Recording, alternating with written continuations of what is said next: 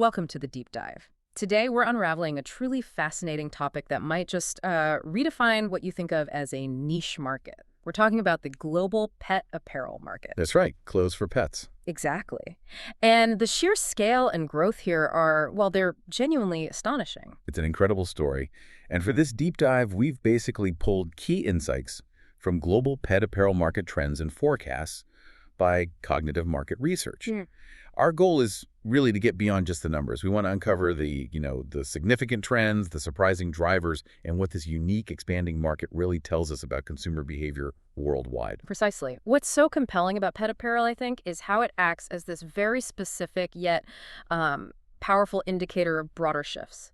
Shifts in how we view our pets and, frankly, where we're putting our money globally. Okay, let's unpack this. So maybe let's start with the big picture, the global paw print, if you will. The market was valued at, get this, over $4 billion back in 2021. $4 billion, wow. And it's projected to soar to more than $8 billion by 2033. It's doubling. Essentially, yeah. That's a compound annual growth rate, or EGR, of nearly 6%, 5.744% to be exact, over that period. That kind of consistent, robust growth, especially in what might seem like, a luxury item, it's incredibly telling. It is. And what's fascinating here is how these numbers really illustrate that growing bond between humans and their pets. This trend people often call pet humanization. Right. Our source points to, yes, increasing consumer spending on pets is a fundamental driver. That's clear. But the humanization aspect is arguably more profound. How so? Well, pets aren't just animals anymore, are they? They're increasingly seen as like full-fledged family members. And that leads to these societal shifts where people are willing to invest significantly in their pets' comfort, their well-being, and yes, even their fashion. Like little sweaters and raincoats? Exactly. And the report highlights that in many regions, pet owners now see apparel as almost a necessity, not just a novelty item, for protection from the cold or sun, or maybe even for like emotional support reasons for the pet or owner. That's quite a shift. It's a remarkable cultural shift, definitely. That's a powerful point. And when you consider that kind of global surge, it naturally makes you wonder, well, where exactly is this playing out most dramatically, like on the ground? So let's maybe zoom in on North America first. Okay. Unsurprisingly, it's a massive market. It's projected to hit nearly $2.5 billion by 2033. And huge.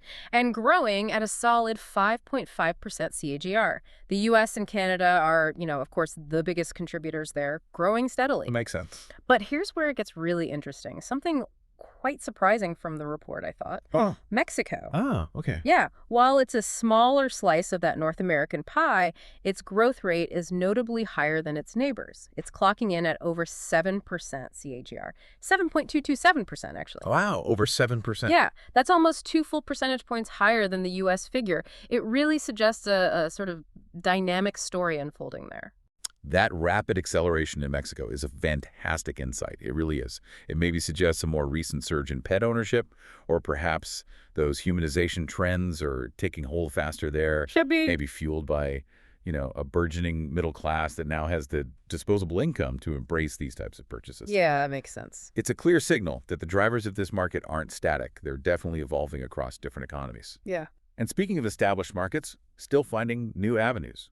Europe. Right, Europe, another big one. Absolutely. Another major player projected to reach over $1.9 billion by 2033.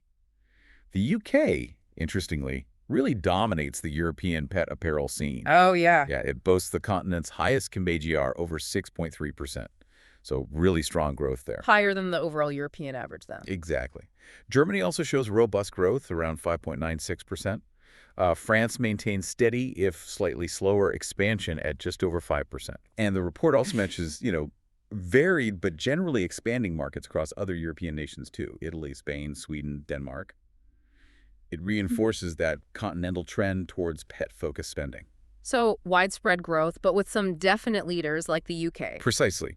If we connect this to the bigger picture, it's clear these established markets are still finding new avenues for pet apparel. Okay, shifting gears now, we find regions showing even more rapid expansion, particularly where maybe those pet ownership and humanization trends are really, really taking off more recently.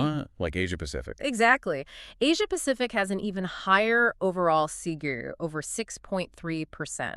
The market there was $900 million in 2021, heading towards almost $1.9 billion by 2033. Significant jump. Huge jump. And China, as you might expect, is leading the charge in the region. Their CGR is strong, around 6.6%. Right. But perhaps the most striking figure, maybe from the entire report actually, comes from India. Okay, what's happening there? India shows truly strong momentum. It has the highest country CGR among all those mentioned in the source. Really? How high? A remarkable 7.11%. Wow. 7.11.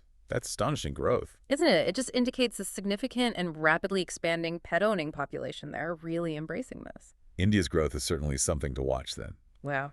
Okay, turning to the Middle East. Yeah, what's the story there? We see its market holding the second highest regional TGR, just behind Asia Pacific at nearly 6.5%. Also very strong. Very strong. Countries like Saudi Arabia and the UAE are showing incredibly rapid growth. Saudi Arabia's BGR is up at 6.8%. Now, this does raise an important question, doesn't it? Yeah. About the cultural factors influencing pet ownership and spending in these regions. Definitely. It signals a definite shift towards pet integration into family life, much like we've seen elsewhere, but maybe more recently or accelerating faster. Yeah, it shows how quickly traditions can evolve with economic and social changes. Exactly. And Africa, Right. often overlooked in these global views sometimes. Not here. No, Africa is also experiencing strong growth, at nearly 6% CGR overall, 5.93%.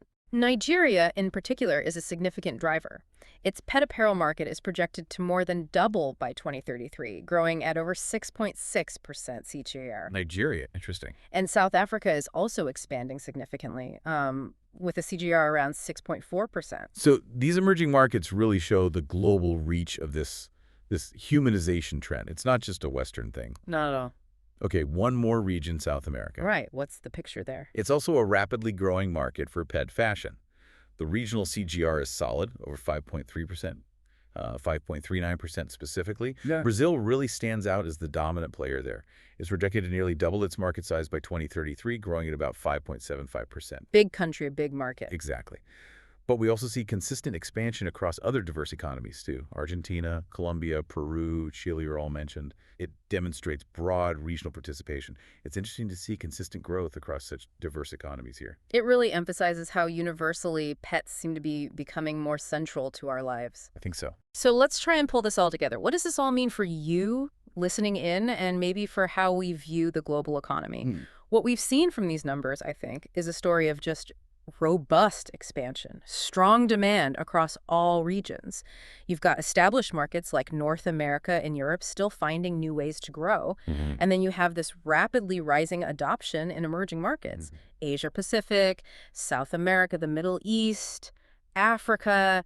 It's clear pet apparel is, well, it's far from a trivial sideline. No, it really reemphasizes that the underlying reasons for this growth are deep-rooted. They're in evolving consumer lifestyles, the increasing prioritization of pets as, frankly, family members. Humanization point again. Exactly. Pet apparel, while it seems niche, is actually a very clear indicator of this broader trend. And it truly shows how a fundamental shift in consumer behavior can create entirely new multi-billion-dollar industries, even in areas that might seem, surprising or maybe even frivolous at first glance. It's a powerful reflection of how much we integrate our pets into our daily lives now. It does make you think about your own observations, doesn't it? How many dogs in your neighborhood are sporting a little rain jacket or a sweater these days compared to, say, 10 years ago? Good point. Probably quite a few more. Yeah. These numbers really seem to reflect those changing values and how they manifest in, tangible economic trends. Well, thank you for joining us on this deep dive into the fascinating and surprisingly lucrative global pet apparel market. Yeah, it's been really interesting digging into this. And maybe as you go about your day, here's something to consider. How might global demographic shifts, things like smaller human family sizes or maybe an aging population in some countries, how might those trends further accelerate this pet humanization? Interesting. And by extension, the pet apparel market. And maybe what other seemingly unrelated industries might this ripple into in unexpected ways? That's a great thought to leave folks with. Lots to chew on there.